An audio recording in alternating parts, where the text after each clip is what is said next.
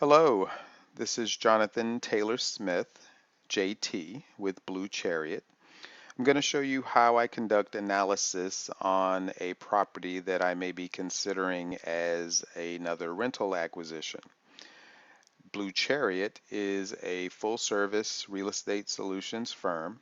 What we do primarily is acquire properties, usually properties that are distressed, either physically or financially or both, and therefore in need of some level of rehab. We conduct that rehab and then we make the property available to a great tenant. We work with investors on the acquisition side to make the same analysis that I'm going to show you available to them. And because I'm a licensed realtor, I can then help that investor get the property under contract through negotiating, submitting the offer. Once it's under contract, we can help them conduct the same rehab that we would do and then do the same tenant screening and get the property leased and then help them manage it. So we do all of those things for investors. We do so much analysis of so many different properties that we can't buy them all, and so we make that information available to the investors that we work with. We also work with investors on the funding side, seeking funds to help purchase the properties that meet our criteria.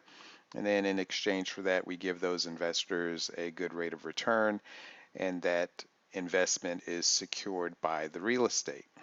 So it makes it very secure for them. Being licensed realtors, we also help owner occupants as well as investors buy and sell homes. So as a realtor, I have access to the MLS, so that's usually where I start my analysis. I will then take you there, and I'll start by restricting the county. Here I want Wake County, which is Raleigh, North Carolina, and Durham County. I'm going to set a minimum price of $40,000, a maximum of $120,000. You want to set some minimum price because if you don't set any, you get rentals and vacant lots. Typically, anything below $40,000 is not in an area or a condition that I would be interested in anyway, and anything over $120,000 usually doesn't work well as a cash flow rental. I want it to be active. I want it to be on market for 100 days because I'm not a retail buyer. I'm a wholesale buyer or below. So I want the house to have been on market for some time, because if it's only been on market for a day, a week, a month, the seller is probably not motivated enough to accept what I would offer. I want it to have 2 to 3 bedrooms, and I want it to be a townhouse in this case. I like townhouses, and I want this one to be an analysis of a townhouse, and I see that that only yielded one result. So let's see what that result is. All right, so got a townhouse in Raleigh. They want 115.5. It's been on market exactly 100 days. 115.5 is their asking price. Says that it was completely renovated in 2016. Stainless steel appliances, tile floors. So that tells me that this is probably not going to be my deal, because if a person has put in the time and effort to rehab the property already, then they're probably going to want something pretty close to their asking price. And since the asking price is already at the top of what I would pay for any rental, it probably isn't going to work out. I have paid as much as $120 for a property that didn't really need much in the way of rehab. So there's some slight possibility, but let's see if this meets the metrics. HOA includes city water and sewer. That's interesting. Maybe the tenant in this property wouldn't have a water bill. 1,320 square feet, 455 square feet basement. So yeah, this property has a basement. I like that. Built in 1974. $71,000 tax value, or $72,000 tax value. Ugh, this is the killer. $286 a month HOA. So that other property I mentioned that I paid about $120 for, the HOA was $75 per month, and it was built in 2007. So again, this probably isn't going to be my deal. I see that they're paying a 2.4% buyer's agent commission, so that's the amount that I would get as a commission for being a realtor on my own deal. This one doesn't look promising, but let's run it through a couple checks. I'll copy that address. I'll take it over to Renometer. I have a pro account at Renometer, so it lets me run unlimited checks. I usually rent properties, 3-bedroom properties in Durham for $11.80. Let's see if this one will hold up to that amount. No, it does not. Renometer, which is usually pretty accurate, says that the median here is 1090, or the median is 1050, average 1090. So my 1180 probably won't work. Now, because it has a basement, that does garner a little bit more rent than what they're judging here. And if the HOA includes water, and so the tenant wouldn't have a water bill, that also justifies a little bit more. But I'm still not sure if this property will get that 1180. So let's do the next test. Let's go to Trulia and check what the crime is for this area. Click the wrong one.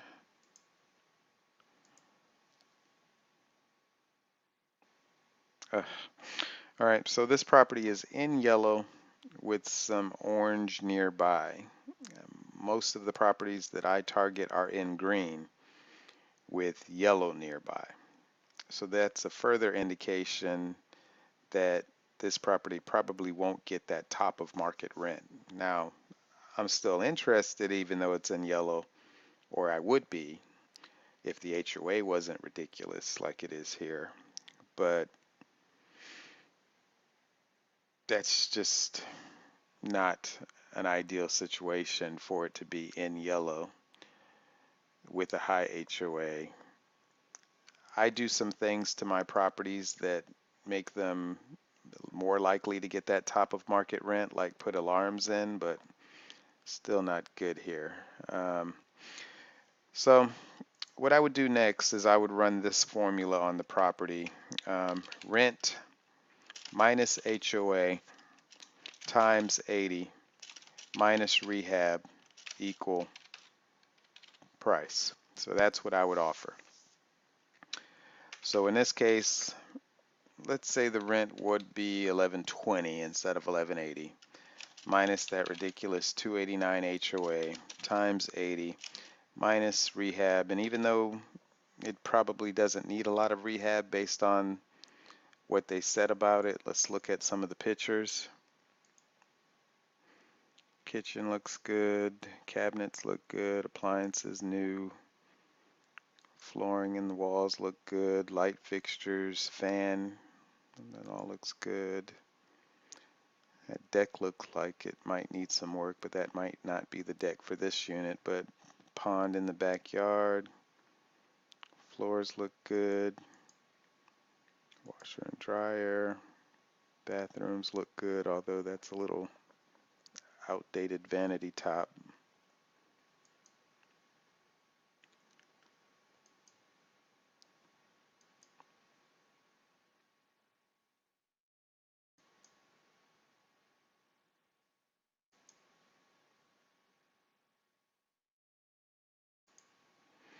Yeah, so I'm not seeing anything jumping out at me that needs rehab other than this carpet. I don't like that carpet.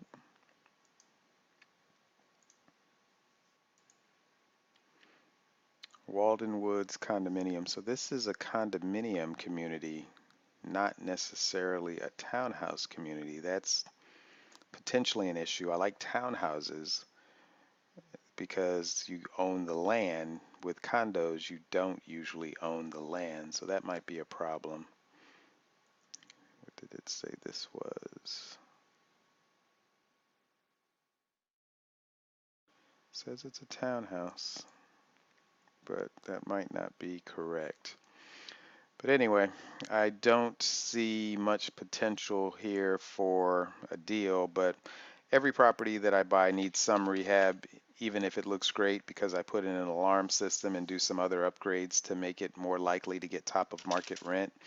So let's see what this formula says I can offer. 1120 minus 289 times 80 minus 3,000 rehab estimate equals 63.5. So I can offer 63.5. Now this formula, the times 80, it pretty much works out. It's based on cap rates and some other criteria, but it pretty much works out that if you go by this formula and you can get the property under contract for this amount, you've got a great deal. It's going to cash flow. You're going to be happy. Um, it's not going to be a disappointment or a loss if you can get it at that price. Almost guaranteed. But here, negative plus 115, 500, we're $52,000 off of what they're asking. That is too big of a gap to bridge with any amount of negotiating skills that I can probably bring to the table. I don't see that being anywhere in the realm of what the seller would be willing to accept.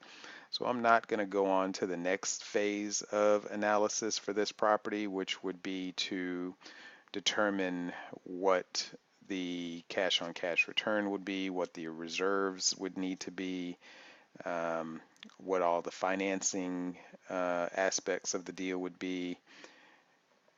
I'm not even going to go into any of that here. It's just not a deal that would seem to have any legs. If we were closer, if it was half of that amount of a gap, I might pursue it.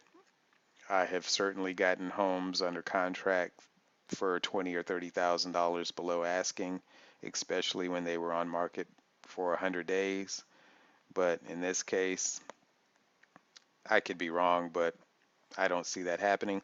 I do generally have a philosophy of offer on everything, and sometimes I do just throw out an offer to see what happens and continue to follow up with that person over time once it hits 130, 190, 200, 300 days on market and say, hey, are you really sure you don't want to entertain my offer? But in this case, I'm not going to do that. I'll see what happens on this one. I'll just put this one on my list to check back in with it to see. I can look at the history here to see what.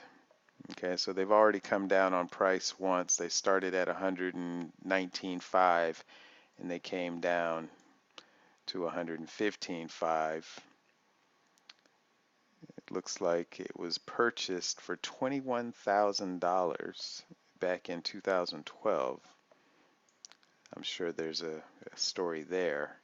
And it was purchased for $70,000 in 2011, which is interesting because that's really what it's worth to me. I would pay that amount all day. So had I come up on this property back then at 70,000, even though my number is 63.5, I would certainly run the next phase of the analysis here. So whoever bought this property back in 2011, they did good. I don't know what happened here where it went down to 21 a year later, but this just doesn't work for me here. So I won't pursue this one at this time.